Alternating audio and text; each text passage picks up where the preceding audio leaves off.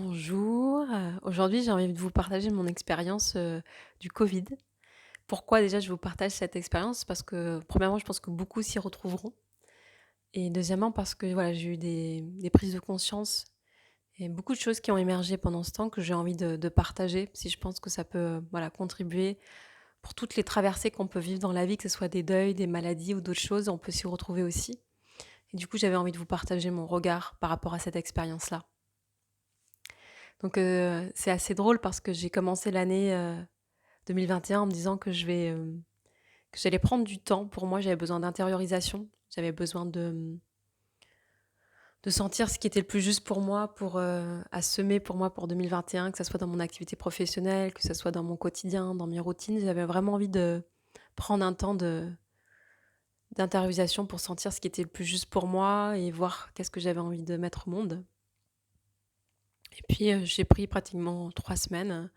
Je me suis rendu compte que tout de suite mon mental a voulu reprendre le dessus en me disant: «Bon, 3 semaines, c'est largement suffisant». J'ai senti que c'était très mental, tu peux pas ne rien faire, il faut gagner de l'argent, il faut ci, il faut ça. Donc beaucoup de peurs qui sont arrivées, qui m'ont dit: «Bon, ben, maintenant, voilà, il faut y aller, quoi». Donc tu peux pas rester, comme ça, trop longtemps. C'est la première fois que je m'autorisais, 3 semaines, d'intériorisation. En temps normal, j'aurais pris 2 jours, 2-3 jours. Et là, j'avais senti que j'avais besoin de plus. C'est pas des temps où j'ai rien fait, c'est des temps où j'ai occupé mon temps en créant, en réfléchissant, méditant, en faisant plein d'activités. Mais là, je sentais qu'intérieurement, en tout cas, ça s'affolait, mon mental s'affolait. Et puis c'est au moment où je décide d'y aller, de reprendre, que je sais, en tout cas, je commence à percevoir des symptômes du Covid et que je me fais tester et que j'apprends que j'ai le Covid. Ce qui est assez marrant parce que dans cette première réaction que j'ai eue, ça a été, de chercher un coupable. De me dire: «OK, bah, c'est à cause de qui que je l'ai eu, quoi? C'est à qui que je dois en vouloir, en fait? C'est à qui que je dois être en colère et c'est qui le coupable, en fait? De qui est-ce qui est responsable de mon état?» Et très vite, je me suis aperçue, au bout de quelques minutes, que j'étais en train de chercher un coupable et qu'il y avait de la colère. J'avais envie d'être en colère après quelqu'un. Et c'est marrant parce que cette réaction-là, on peut la voir dans plein d'autres, traversées, expériences de la vie. Que ce soit dans un deuil, souvent on a le déni au début, puis après la colère, des fois l'injustice. Il y avait vraiment ça qui arrivait j'ai senti que je voulais chercher un responsable à ce que je vivais, au fait que je sois en tout cas que j'ai le covid. Alors que concrètement, savoir qui c'est, ça ne changera pas, à ce que j'ai en fait, ça changera rien à ce que je suis en train de vivre dans l'instant en fait. Ça allait pas changer mes symptômes de savoir qui c'est qui me l'avait, transmis. Donc une fois que j'ai vu ça, j'ai pu prendre du recul pour pouvoir lâcher l'envie de chercher un coupable et de me dire: «OK, maintenant qu'est-ce que je choisis de vivre et comment je choisis de traverser du mieux que je peux évidemment, ce qui est là». Dès que j'ai vu apparaître le mot, covid sur, le résultat du test, j'ai eu vraiment tout de suite j'étais connectée à l'égrégore de la peur. Tout de suite, j'ai senti une vague de peur m'envahir, c'était waouh! Je dis: «Oh!» 2 secondes avant, je n'avais pas lu le mot covid, ça allait, tout allait bien. 2 secondes après, tout d'un coup, j'étais envahie de peur. J'ai bien senti l'égrégore, en fait, derrière le covid. Il y a vraiment un égrégore de peur qui est là. Je l'ai vu, j'ai respiré, je me dis: «OK, j'ai pas envie de plonger dedans, j'ai pas envie de le nourrir. OK, il y a juste des symptômes dans mon corps, en fait. Je sais que mon corps, il est plus fatigué, je me sens fatiguée. Je commençais à avoir mal à la gorge, des mal de tête, beaucoup plus de fatigue. C'était ça, en tout cas, mes premiers symptômes. Et du coup, je me suis dit: «Je vais pas me laisser, enfin, la peur, c'est pas moi, quoi. Là, 2 secondes avant, j'avais pas peur, ça allait, j'avais juste des symptômes. Là, j'ai toujours les mêmes symptômes et il y a juste le mot covid qui apparaît et pourquoi je devrais avoir peur?» Du coup, le jour même, j'ai décidé le soir même de rentrer en communication avec, le covid. Là, lui demander un peu, pourquoi il était là et de manière plus générale, pourquoi il était là sur terre. Et je me souviens que quand je me suis adressée à lui, sa première réaction quand j'ai entendu sa réponse, c'était: «Ah, tu n'as pas peur de moi?» Et j'ai répondu: «Non, pourquoi je devrais?» Et il m'a dit juste que, bah, la plupart des gens avaient peur de lui. et je lui ai demandé qu'est-ce qui se passe, que pourquoi il était là, en fait, sur terre et le Covid m'a dit qu'en tout cas, je me suis reliée à cette énergie-là. Il m'a dit qu'il était là et qu'il était souvent là surtout au niveau des poumons. Il intervenait beaucoup, au niveau du poumon et il m'a demandé, «Ils se portent comment les poumons de la terre?» Et ce qu'il me montrait, c'était comme si qu'on était tous interdépendants, interreliés. Quand on fait du mal à l'extérieur de nous, quand on manque de respect à l'extérieur, ça a un impact à un moment donné sur nous. En tout cas, c'est un des regards, une proposition de regard et de vision qui m'a apporté. Je sais qu'il y en a plein d'autres et qui l'œuvrent sur plein d'autres plans, ce Covid. Mais en tout cas, voilà, il m'a montré ça. Le fait qu'en fait, on est tous reliés et quand on détruisait les poumons de la Terre, ça avait un impact sur nos propres poumons à un moment donné. On n'était pas tous, chacun pour soi dans son coin, en fait. C'est-à-dire que quand on a nos gestes et nos actions dans ce monde ont une répercussion, en fait, beaucoup plus large et immense qu'on ce qu'on imagine. Donc voilà, déjà, j'ai eu ce premier contact avec le Covid qui était ça et j'ai senti que ça m'a demandé d'aller le chercher encore plus profondément en moi, en fait. C'est une expérience, très particulière parce que, ma tête avait envie de choses et mon corps ne pouvait pas suivre. Je me suis retrouvée au lit, avoir envie de mal de tête. C'est comme si c'était, j'ai eu l'impression de traverser un coma, plongée dans quelque chose de très, très lourd, en fait. J'avais envie de me bouger, j'avais envie de me lever, je pouvais pas. Puis il y a des moments donnés quand j'avais juste une immense fatigue. J'ai l'impression que j'aurais pu dormir 3 semaines d'affilée sans me réveiller, en fait, tellement que j'étais fatiguée. Tout de suite, mon corps s'est mis, avant même que je sache, que vraiment que j'ai le Covid, à peu près au même moment. J'avais plus, j'avais plus faim. Mon corps voulait plus manger, je sentais que, voilà, j'avais pas faim, je voulais pas manger. Ça, c'est pour moi un signe quand mon corps se met à la diète, tout de suite qui me dit qu'il a pas faim, c'est un signe que, voilà, il est en train de mettre son énergie ailleurs que dans la digestion et du coup, j'ai eu ça, j'ai eu ce: «OK, donc là, je mange pas, OK». Donc là, je dors et donc quand je dors, je sais pas 12 heures, 13 heures, 14 heures d'affilée, sans me réveiller, sans bouger, sans me lever. C'est déjà pour moi, dans ce temps d'intériorisation, ça me semble hyper long. Les moments où j'émerge de ça, je me dis: «Bon, j'ai envie de faire plein de choses, quoi. J'ai des idées qui me viennent et j'ai envie de bouger» et puis je vois que je peux rien faire, quoi. Je peux même pas me lever. Rien que rester assis, ça me fatigue. Je suis obligée de rester allongée, j'ai des nausées, des maux de tête et du coup, je sens vraiment à la fois cette notion d'enfermement. C'est comme si là, je me sentais prisonnière à un moment donné de mon corps. Il a fallu j'ai l'impression qu'on fasse des compromis, c'est-à-dire qu'à un moment donné, j'ai dit à mon corps, OK, j'entends que là, tu as besoin énormément de repos, mais moi, je sens que je tourne en rond à l'intérieur de moi-même et j'ai besoin de mettre de mouvement. Moi, je suis quelqu'un qui aime énormément bouger, être en mouvement dans ma journée, ne pas rester assise trop longtemps. Donc, c'était déjà pour moi une épreuve de rester assise, enfin, en tout cas, là, allongée pendant des heures. Donc il y a des moments donnés, voilà, j'ai senti que mon corps s'est relâché et que s'est détendu un peu, que j'ai gagné un tout petit peu d'énergie, donc je pouvais me lever, voilà, un petit peu, une demi-heure, 1 heure avant d'aller me recoucher pendant plusieurs heures. Donc ça a été vivre aussi ces moments dans ce coma un peu de mort, ces cycles de mort et de renaissance et là vraiment sentir qu'il y a quelque chose qui meurt en soi en fait, il y a quelque chose qui s'éteint. Et puis sentir à la fois l'impuissance, je peux rien faire en fait. J'ai envie de bouger, j'ai envie d'être à l'extérieur, j'ai envie de faire plein de choses et je peux pas en fait parce que mon corps ne peut pas suivre.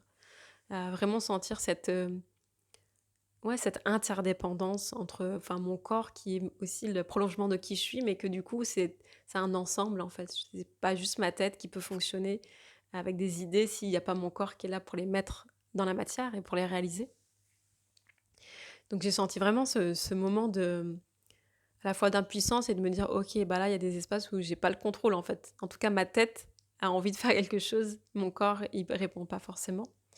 Du coup, je suis passée du faire, un faire très mental à un faire très vivant. C'est-à-dire que vouloir faire les choses avec la tête, c'est une façon de faire. C'est-à-dire: «OK, j'ai envie de faire les choses», que mon mental me dit: «Il faut faire ça, je dois faire ça, j'ai des obligations.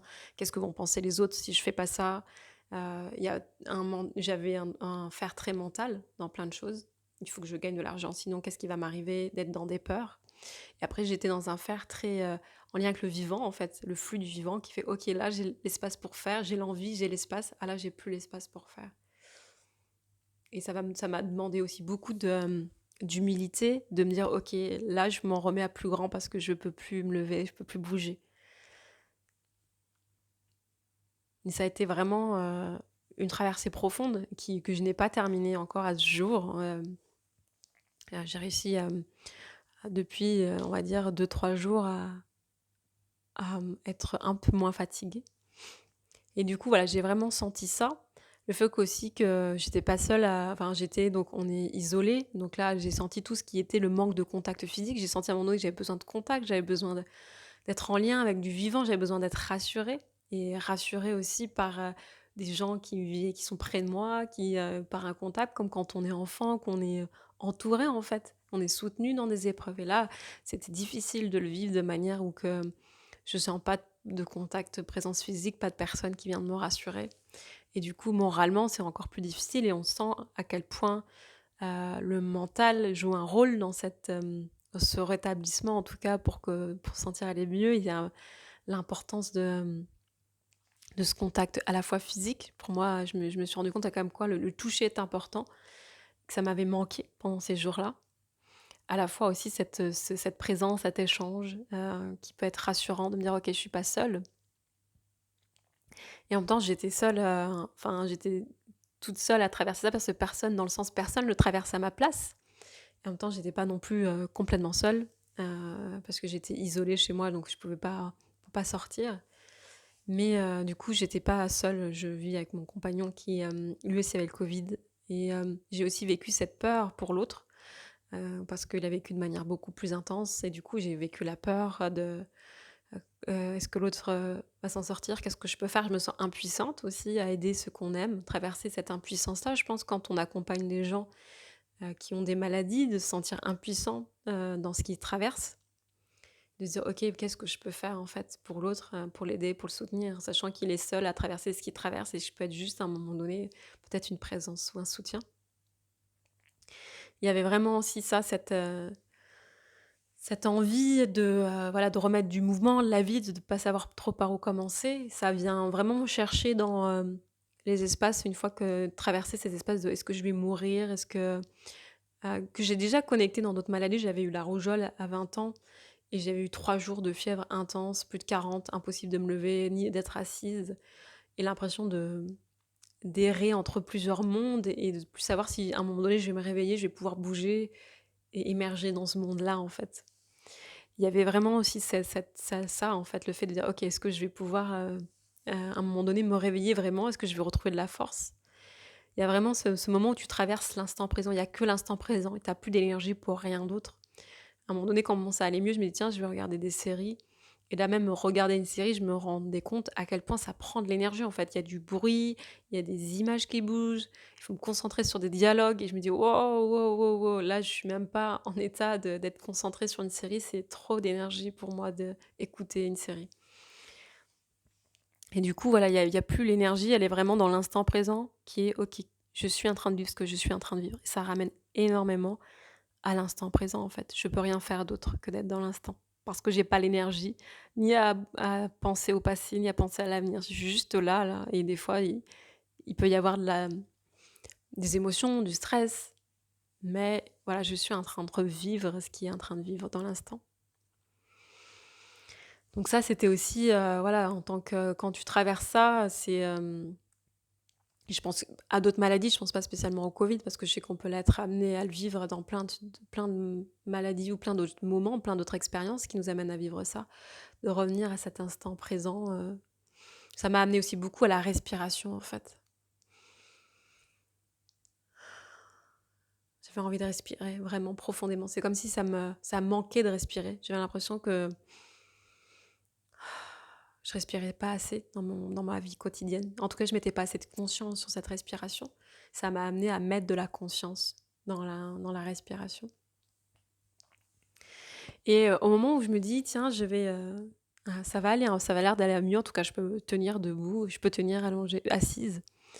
Il y a un nouveau symptôme qui arrive et ce qui est, assez surprenant avec cette maladie, c'est que on sait pas trop comment ça évolue, c'est à chaque fois c'est unique pour chaque personne, en fait. Et c'est un peu, ça vient s'adapter à ton état d'esprit, à ton corps, à ce que tu viens apprendre à travers ça. Et au moment où j'ai l'impression que ça allait mieux, je vois que je perds le goût et l'odorat. Et c'est vraiment très, très bizarre comme sensation parce que j'avais l'impression d'être handicapée, en fait. Genre qu'on a 5 sens, en fait. On a 5 sens pour découvrir le monde. Et là, c'est comme si tout d'un coup, j'avais 2 sens, j'étais amputée de 2 sens, quoi. Et tu te dis on peut peut-être se dire que finalement le goût et l'odorat, c'est pas très important, c'est pas comme si on perdait la vue d'un seul coup, on perdait l'ouïe.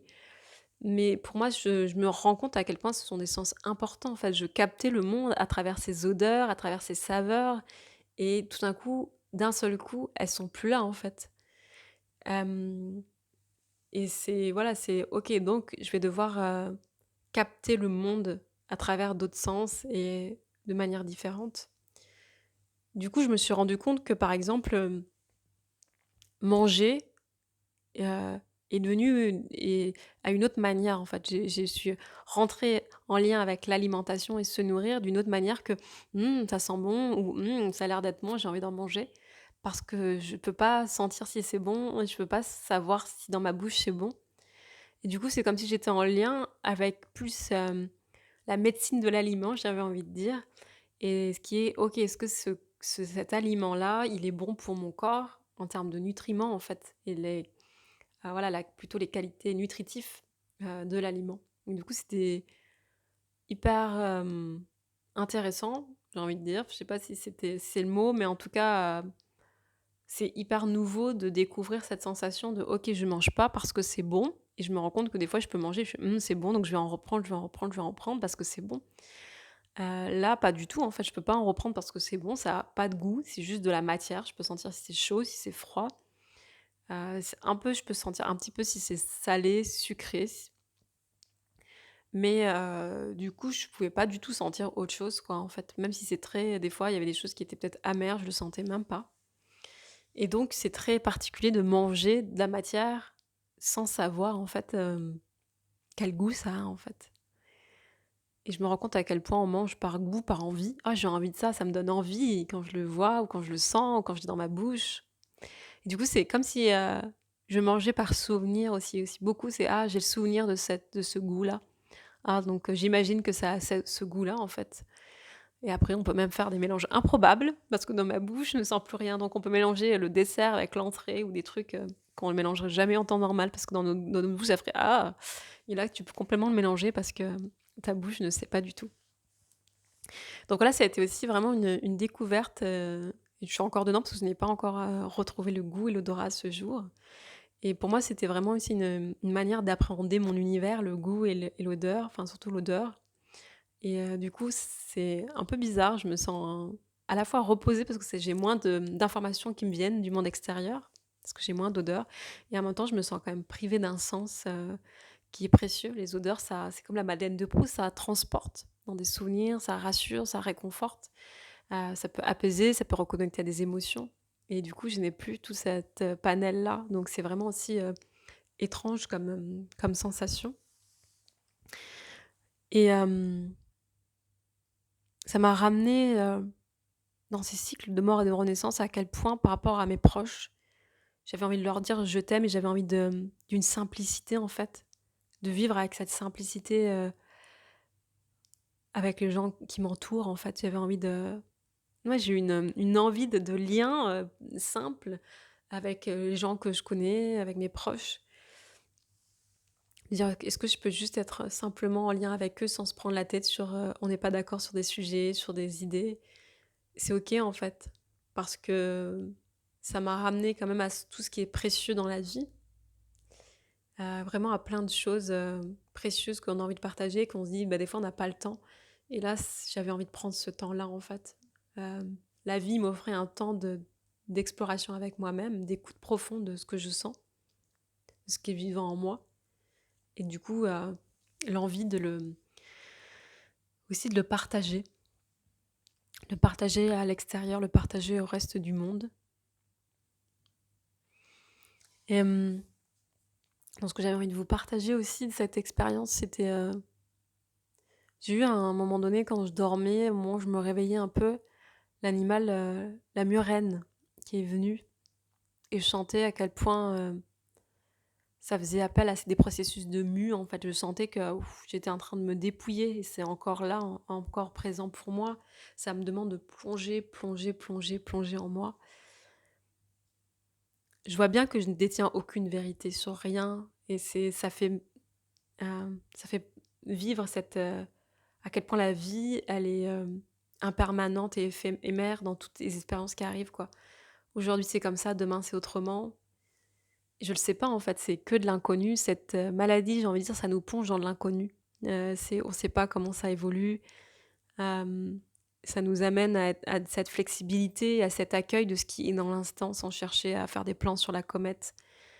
Voilà, je sais que, à l'heure d'aujourd'hui, je suis encore fatiguée. Je sais pas combien de temps ça va me durer. Est-ce que ça va être 1 semaine, 2 semaines, 3 semaines, 1 mois où il y aura de la fatigue? Je ne sais pas combien de temps je vais, vivre sans goût et sans odorat et c'est OK, en fait. Ça m'amène que c'est OK, en fait. Je vis l'instant présent et je cherche pas à ce que l'instant présent soit, à enlever quelque chose ou à rajouter absolument quelque chose. Dans l'instant présent, j'accueille comme il est et puis après je peux semer, des graines ou poser des actions vers ce que j'ai envie de vivre. Ça m'a quand même vachement ramené à, qu'est-ce que je veux vivre, à mon ancrage sur la terre. Je pense que ça vient beaucoup bousculer sur le sens de la vie, sur le sens de sa vie. OK, aujourd'hui, quel sens je donne à ma vie? Vers quelle direction? Est-ce que ça me nourrit? C'est quoi mes projets? Et il y avait vraiment ça qui appelait.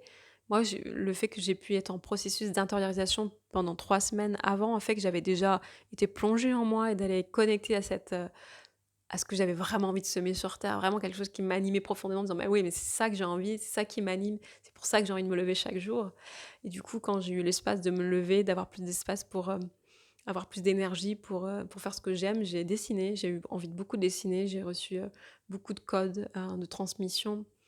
Les baleines sont venues, j'ai eu beaucoup d'animaux qui ont été un soutien pour moi pour ces temps et voilà, j'ai été beaucoup en dialogue avec, la terre. Je sens beaucoup un appel profond, de me reconnecter à la terre-mère, Gaïa, d'être, en lien, à sentir son message, à sentir ce lien du vivant, de dire: «OK, on est tous interconnectés, quoi». Donc tout ce que je vais semer sur terre, ça va avoir une incidence, ça va avoir une influence sur chacun et du coup, ça me ramène à: «OK, qu'est-ce que j'ai envie de créer? Comment? Avec qui? De quelle manière?» Et ça, pour moi, c'est précieux qu'on puisse, chacun se pose cette question-là, en fait, et dire: «OK, c'est comment? C'est sous quelle forme?» et qu'on puisse, ensemble, mettre au monde nos plus belles, nos plus beaux rêves, nos plus beaux élans, nos plus belles graines qu'on a envie de semer sur terre.